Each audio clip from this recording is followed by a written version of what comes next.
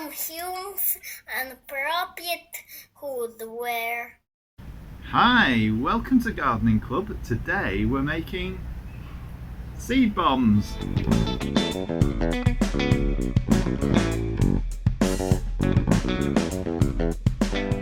So to make your seed bombs you're going to need a mixing bowl, some newspaper, a sieve or colander, some water, some sort of moulds. So you can use cookie cutters like these, or you can use some sort of baking tray that has individual compartments. And of course, you'll need some seeds. First of all, you need to tear up your newspaper into little pieces.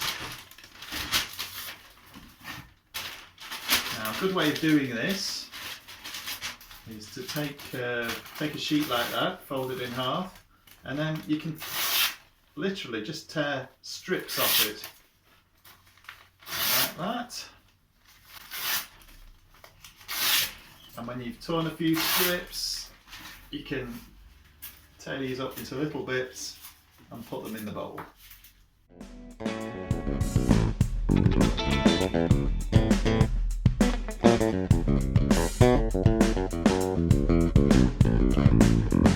Next we want to add some water.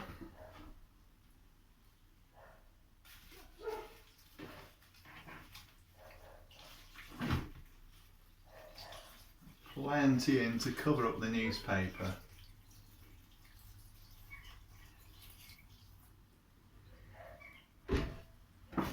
Make sure it's all nicely wet.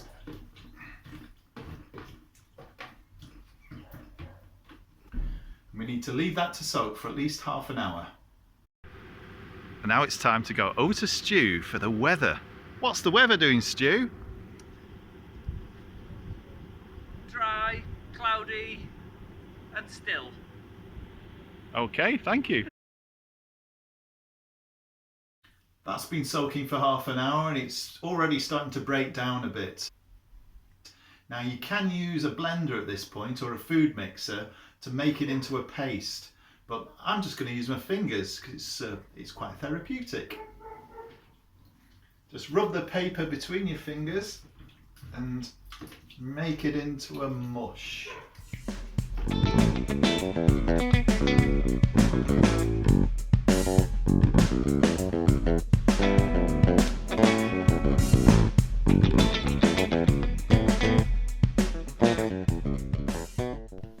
Okay, I've just poured the pulp into another pot and now I'm going to put it through the sieve. A bit at a time. Let's help it through a bit.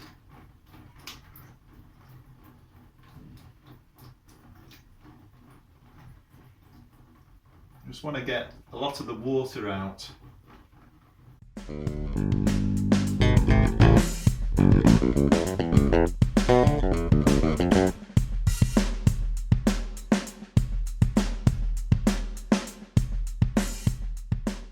That's taken most of the water out, so we can throw the water away now. We'll just put the pulp to one side.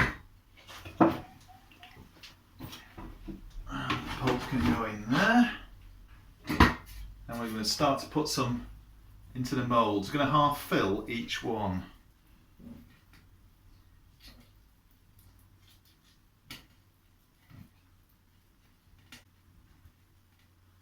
Something like that.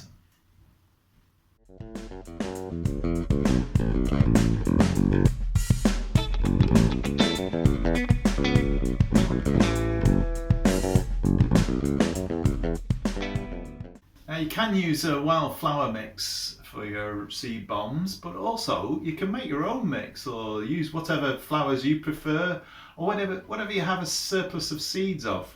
So for instance, I've got some Aquilegia seeds, not green peas, Aquilegia, and some foxgloves which I'm going to use up. Just take a few seeds and put them in the middle of each seed bomb.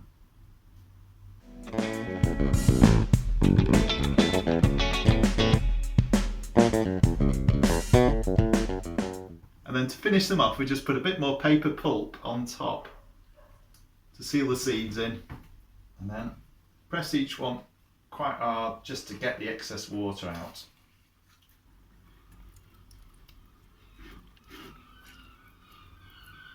You can either leave these to dry out in the baking tray, or you can pop them out carefully and put them in a seed tray or on a plate or something. I'm going to leave these in the greenhouse to dry out.